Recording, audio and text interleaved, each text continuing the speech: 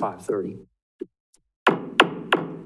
Good afternoon and welcome to the Finance, Budget, and Personnel Committee meeting of Tuesday, March 1st, 2022, Council Chambers. First order of business is to identify possible conflicts of interest. The packet is before you. Does anybody have a conflict of interest that they wish to talk? No, if not, we'll move on to the next agenda item, which is citizen comments.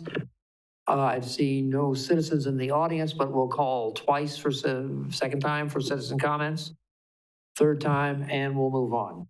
Next up is the consent agenda. And in the consent agenda, we have the minutes of the February 15th, 2022 meeting, bills and payroll, monthly position control report. What are your wishes? Motion by Rebecca, second by Paschal to approve. Discussion. There being none, all those in favor say aye. Aye. Opposed? So carried. There were no items removed from the consent agenda, so the next one up is request to recommend council approval of budget resolution 02-2022, transferring $404,215 within the taxi system fund to properly, okay, she's all right. There we go. To properly reallocate taxi fares as revenues, and presented by Jennifer Zelinsky. Jennifer, sorry for the interruption. I just got completely distracted there. Thank you. Okay.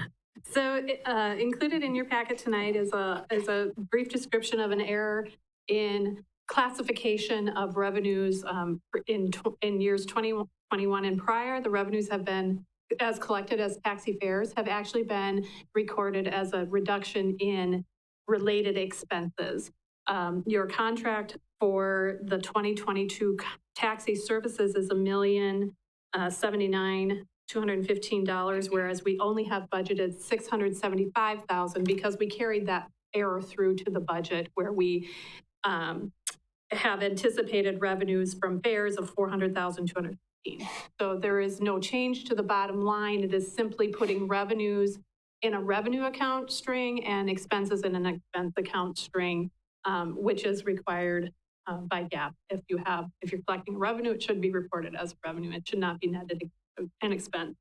So with that, I would ask for your approval of budget resolution 02-2022 to properly allocate $400,000 of expense to that taxi expense account with the revenue coming from collected fares. Do we have a motion? I'll make a motion to recommend approval to the council. Motion by Paschal to approve it and send to the council for approval. Is there a second? Second by Wetzel. Discussion? How, what they were using it to show the reduction in the expenses, but it was actually revenue. Correct. When we get an invoice from our contractor, they collect those fares on behalf of the city.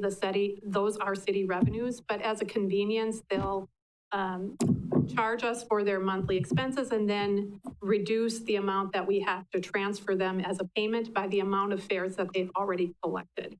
So how far does this go back? Years. I've looked at previous financial reports, and I don't see that where we ever, in 10 years, actually recorded those fares as revenue separately. It doesn't affect the grant or the budget at all? No. In fact, in reporting for the grant is how I discovered the error, because we enlist our contractor to help us fill out the report for the state for the grant, and they clearly state our expenses were understated by the amount of fares collected. So the way the invoice comes through, I can see how the transactions transpired. They just aren't correct. And in preparing that report, I noticed that we actually have revenues. We have to report that. Okay, thank you. Are there any other questions? Okay, we have a motion and a second on the floor to approve it here and refer it to council. All those in favor, please say aye. Aye. Opposed? So carried.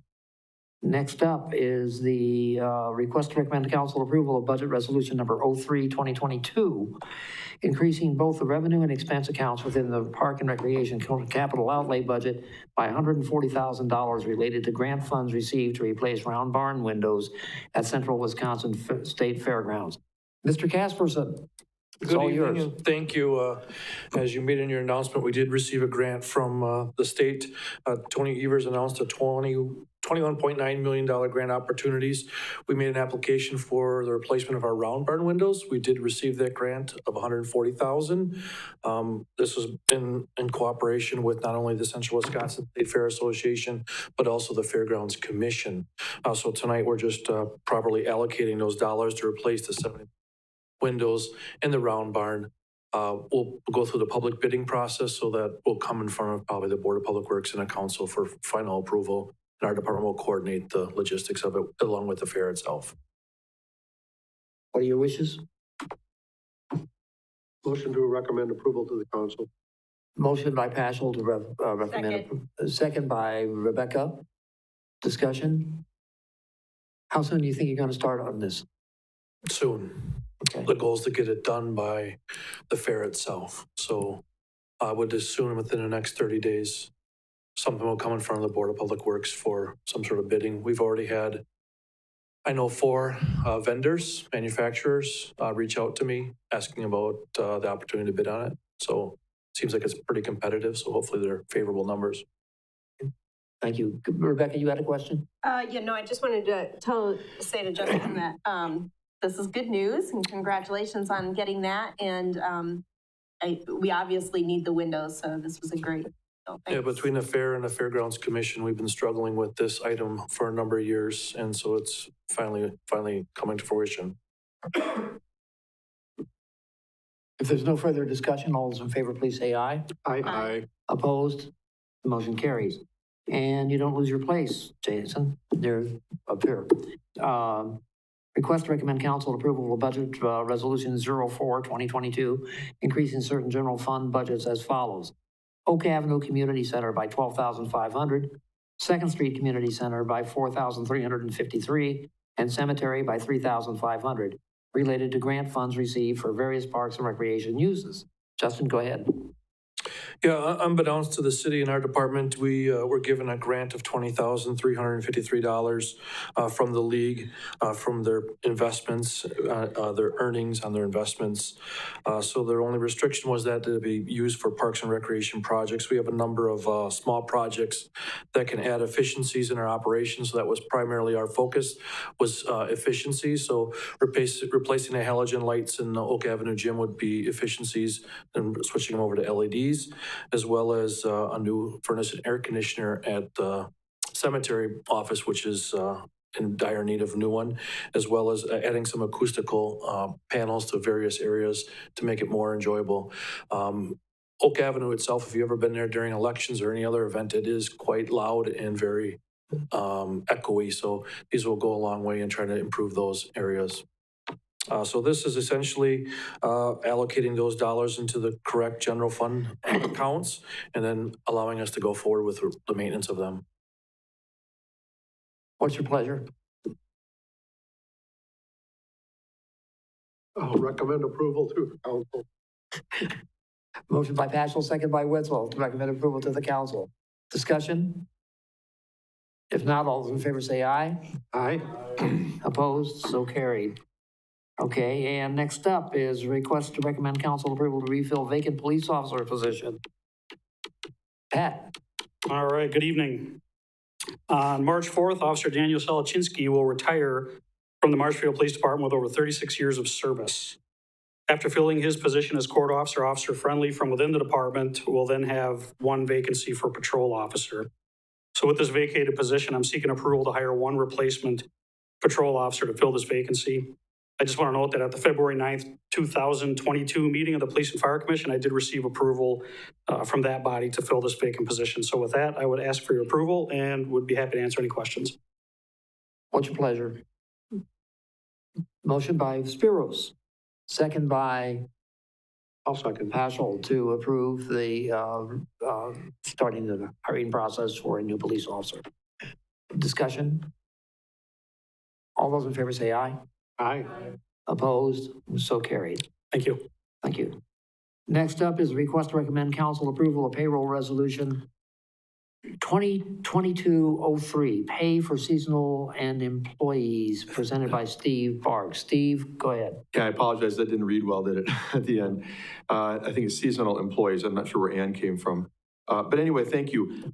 Every time about this year, every year, at about this time, I guess is better said, we bring you a seasonal pay resolution. We look at the pay rates for people who work during the summer in our streets, parks, Parks and Recreation, in this case, Vanderhay Waters as well, now the new aquatic center, and try to adjust them as necessary to keep up with the market and what people are getting out there for this type of summer work. So what you have before you is something that Jen started before she left. She started putting this resolution and the memo together, and I modified it a little bit. She did get information from the Bureau of Labor Statistics and some other data from comparable communities. I did add some additional adjustments due to some of the challenges of recruiting quality summer employees that I'm hearing from staff. And one of the things we're dealing with, obviously, without me having to tell you this, is fast food restaurants, retail, other places are hiring at very high rates these days. And it's very competitive, and it's hard to get good people to do some of these positions when they can go to a Culver's or a McDonald's or someplace like that and make a lot more. So we're trying to be reasonably competitive to try and get some good people for our summer work. With that said, if you look at the resolution, I realize that some of these are fairly steep jumps, but that's why the explanation I gave in terms of trying to have the ability to attract. And I think, Justin, on behalf of some of the Park and Recreation needs, might tell you that even this might not be enough to get people for some of the positions, given what else these people can get for summer employment during their college years or whenever. But anyway, you've got the adjustments shown in red. There's a lot of areas marked in red where there's increases requested. I guess I'll leave it at that for any questions and concerns, but otherwise I would recommend that the committee recommend to the council approval of payroll resolution number 2022-03. Discussion, what's your pleasure? Rebecca? I just have a question. Go, Actually. okay. Can I ask a question first? Yeah, go ahead. Well, Just because I want to understand this sheet first.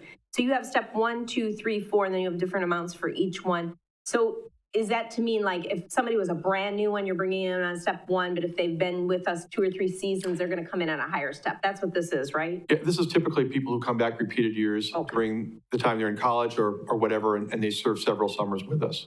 Okay, I just wanted to clarify that. That's what I thought, but it wasn't. That's correct. what's your pleasure? Motion to approve. Motion by Rebecca to approve, second by, I'll second it. okay, I'm thinking by Paschal. Yeah, I do have some questions. I looked at this and I read the data that you gave us in the packet. But what did you do? Did you call around to these places and find out what they're offering and say that and then adjust it so that we had to be competitive? Or this is just across the board on a supposition that we're not going to be able to get these people unless we raise the money? I mean, you haven't started recruiting yet, have you? No, in fact, that's what we need to do when we get this passed by the council ultimately, is to be able to put information out trying to recruit people for summer work. So, no, I mean, as Jen indicated, her checking with the BLS, Bureau of Labor Statistics, I think she did some work with calling other communities. The adjustments I made, in part were from talking to Justin, quite frankly, about the challenges we have trying to get people for these positions and what we've seen historically and which is growing. You look at $8.50 or $9 an hour, some of these things. It's just we're not getting the people that we'd like to get for some of our summer labor. Well, the other thing about it is that some of these aren't repeat positions. Some of these are new.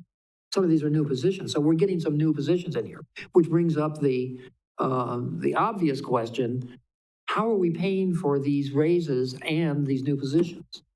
How are we paying for it? I mean, as far as the fact that those raises probably weren't budgeted? Yeah. Yeah. And I don't know, I guess I didn't. I mean, this should have been done last year and then put in the budget. If you want. No, you make a good point. And maybe that puts the marker down for us to try and do a payroll resolution in fall for the following year. We haven't done that historically. I know that the department heads have to find ways to absorb these and make room for them to be able to pay these, which means finding dollars somewhere else to trim to cover their summer costs.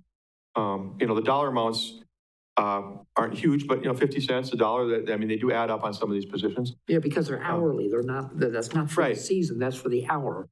And and I don't know how many hours they put in like a lifeguard would put in during the summer.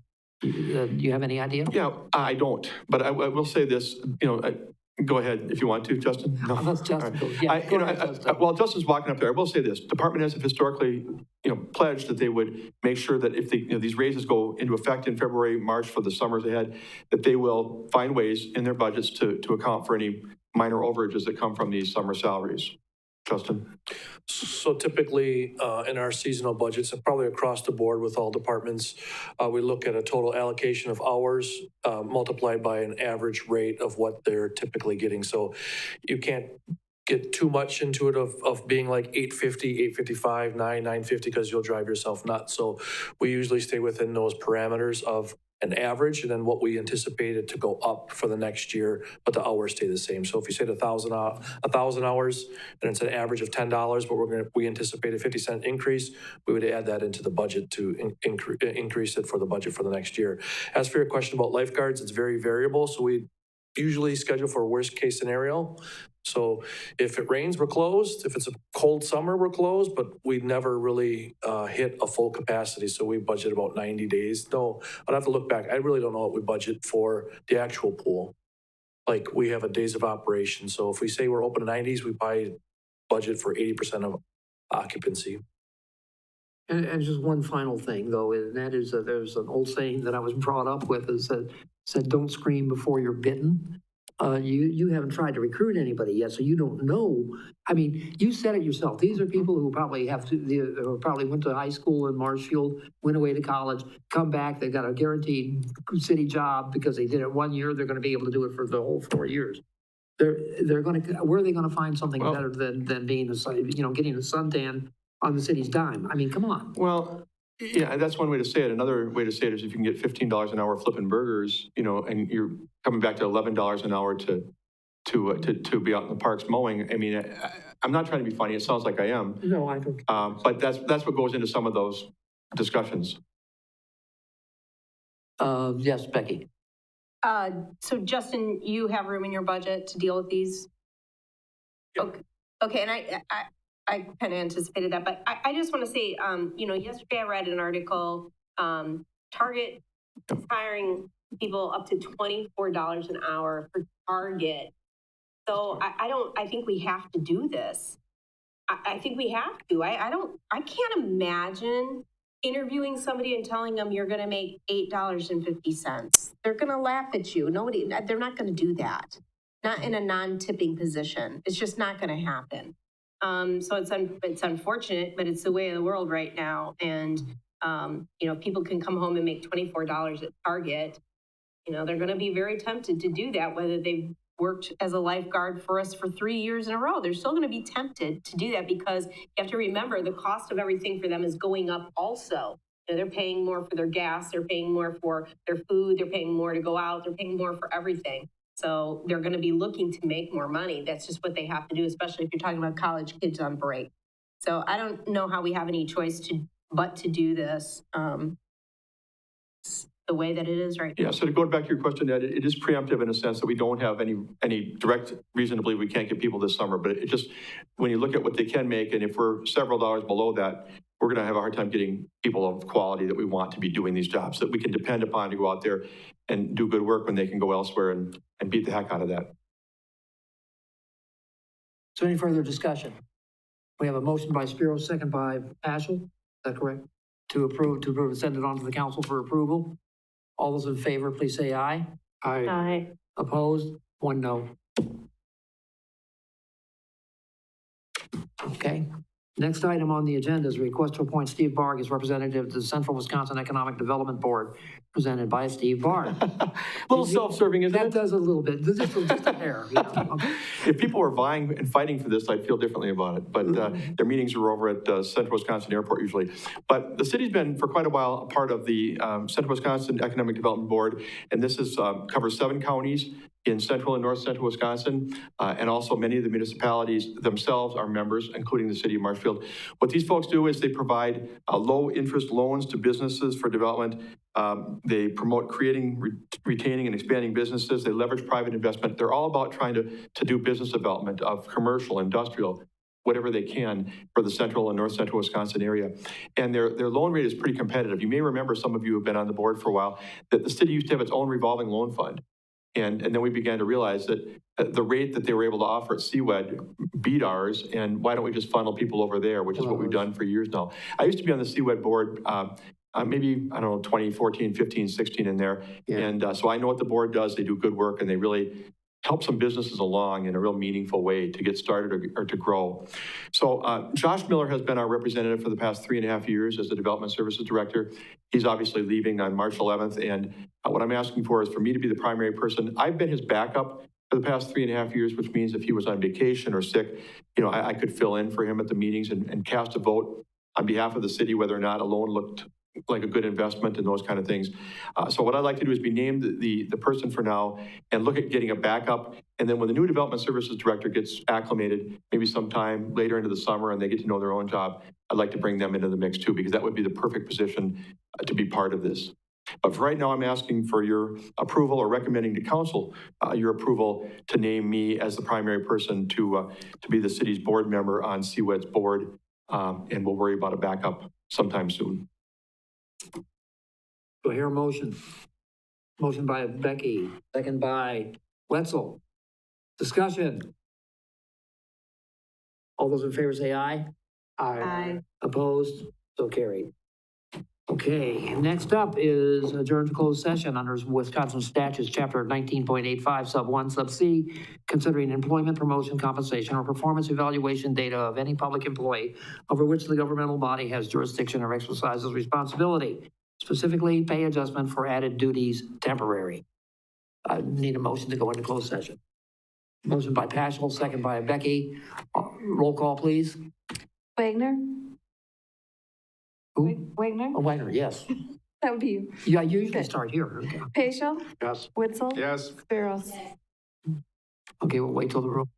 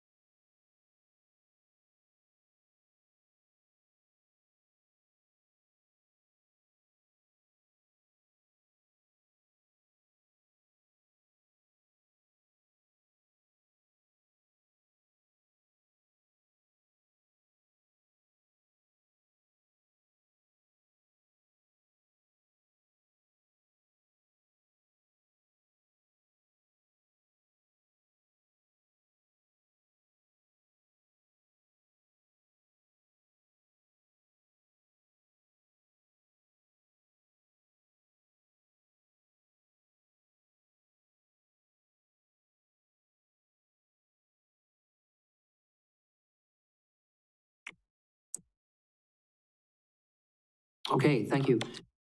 We're back in open session. During closed session, we discussed a compensation for a person filling in for a vacant position. And the floor is open for motions. And let's see. Anybody? Oh, yeah, Mr. Witzel. I would like to make a motion as Deb reads it.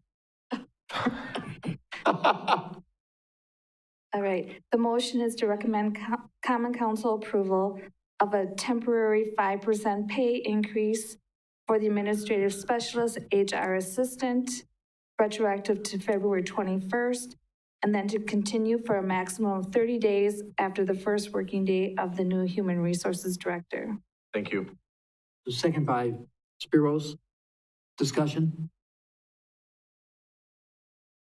All those in favor say aye. Aye. Opposed? Nay. One nay. Okay. And items for the next agenda? Anybody? Steve? Back on. I'm ready to bring forward for review and consideration, a tourism entity agreement with Visit Marshfield. You know, we talked last year about creating a tourism commission, decided not to do that, but rather to negotiate something that had them tied to some of our, our goals. So I'd like to put that on for initial review. Okay, thank you. Anything else? There being none, all those in favor of adjourning, please say aye. Aye. Aye. Opposed? So carried. Thank you very much.